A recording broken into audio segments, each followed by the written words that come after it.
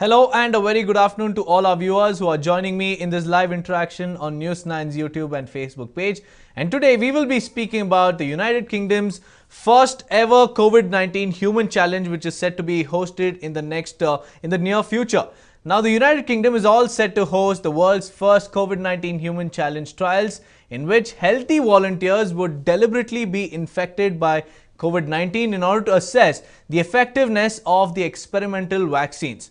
Now, the UK government-funded studies are expected to begin in January at a secure quarantine facility in East London, and this will involve a lot of people, a lot of volunteers, and the project site will be announced by next week. So, the volunteers will be inoculated with a vaccine, and a month or so later, they will receive a challenge dose of SARS-CoV-2, the virus which causes COVID-19, and which will be under controlled conditions as well. So about 2,000 potential volunteers have signed up for this challenge studies in the United Kingdom through the US-based advocacy group ID Sooner, which campaigns for COVID-19 infection trials and has enlisted 37,000 people worldwide so far. Now, this particular challenge, or rather this particular exercise, has a lot of questions which need to be answered, and in order to answer these questions, we have with us Dr. Sitesh Roy joining us live from Mumbai. Many thanks for joining me in this live interaction, Dr. Sitesh Roy. And the first thing that I want to ask you is, what is the human challenge all about, doctor? So once we have vaccinated a person for SARS-CoV-2 vaccine, if it's a single dose protocol or if the 2-dose protocol that is given 2 weeks or 4 weeks apart, then it usually takes about 4 to 8 weeks for the immunity to develop in vaccination. Thereafter, the real challenge, whether the vaccination is working or not, is when the person gets exposed to the SARS-CoV-2 virus to see whether they develop an infection.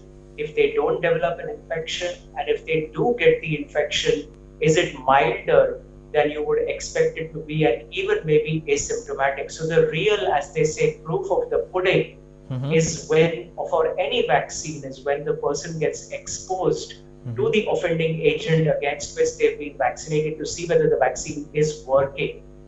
And hence in human challenges, what is done is post-vaccination, the person is knowingly exposed to a certain inoculum of the virus to see whether they develop infectious signs, symptoms, or even just asymptomatic infection through a positive RT-PCR or antigen test that might be done. This clearly has a lot of issues with ethics, human ethics. This also has a lot of issues with risks and concerns.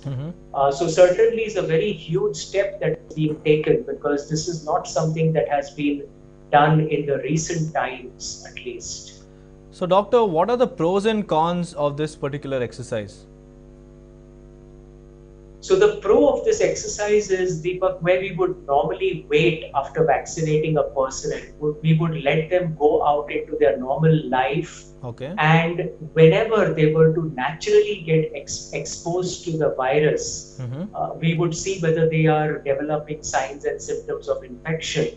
And this could take months or even years. And that is why previous vaccines have had such a long timeline in terms of getting approval, because it takes that long for a natural infection to be caught by the 30 or 50,000 people who are getting the vaccine in the phase 3 trials.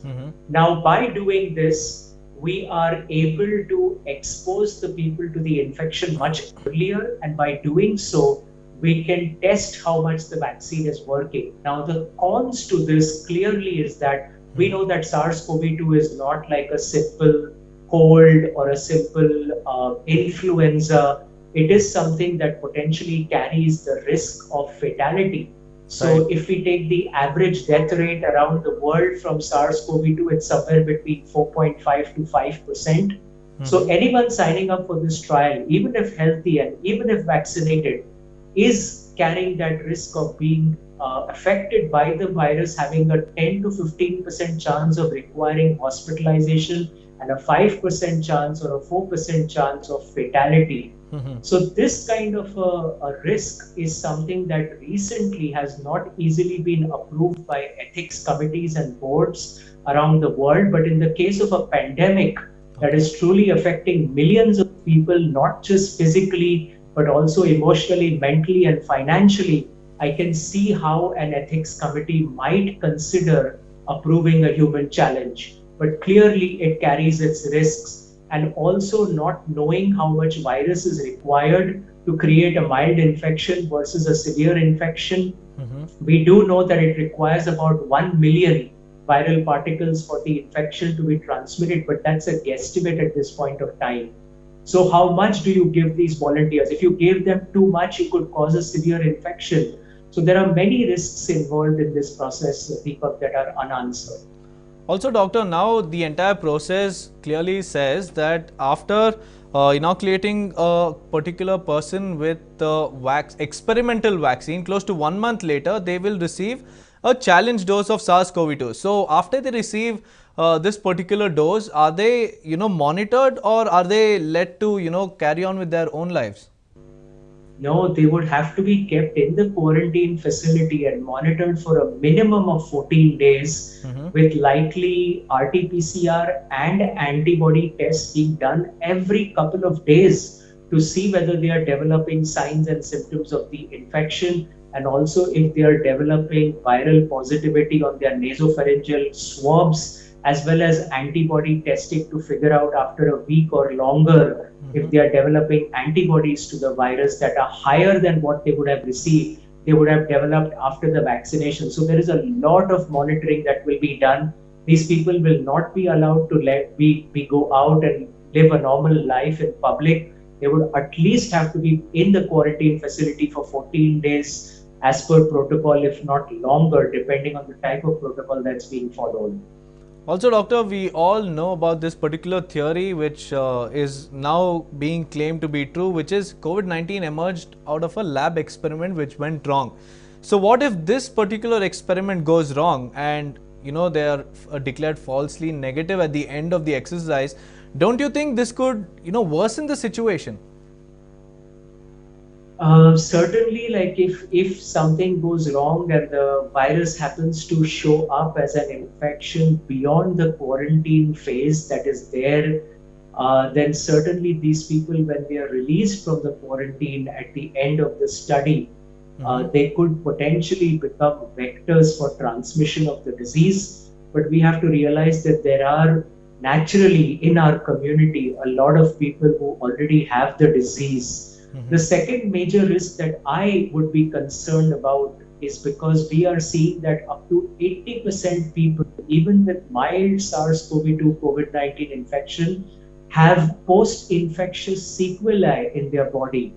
Body ache, fatigue, tiredness, brain fog. There are so many things depending on what their symptoms and problems were, that it is a concern that even if they developed a mild infection, are we exposing them to a long recovery phase after that could potentially affect them? So clearly this would be a very bold move in my opinion.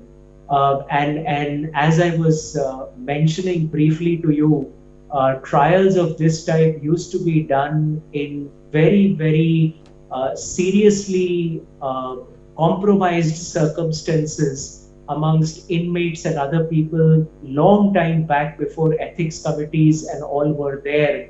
So in modern day, this is truly a very big step and a very big movement that is being done to do human challenge trials. Right, Dr. Sitesh, many thanks for joining me in this live interaction. Well, that was Dr. Sitesh telling us about the pros and cons about UK's latest announcement of carrying out a human challenge in the nearest future. Well, it is certainly against the ethics, but like the doctor mentioned, during a pandemic-like situation when the COVID-19 is affecting the world over, the economies across the world, the mental and also the physical life of all the people, this has to be done in order to understand the efficacy of the vaccine. And we hope that everything goes right and these volunteers are safe at the end of this particular human challenge exercise which the United Kingdom is set to carry out. So if you guys have liked this piece of information that I've shared with you all today, please do drop in your comments and also like, share and subscribe to News 9 on various social media platforms. Thank you for watching.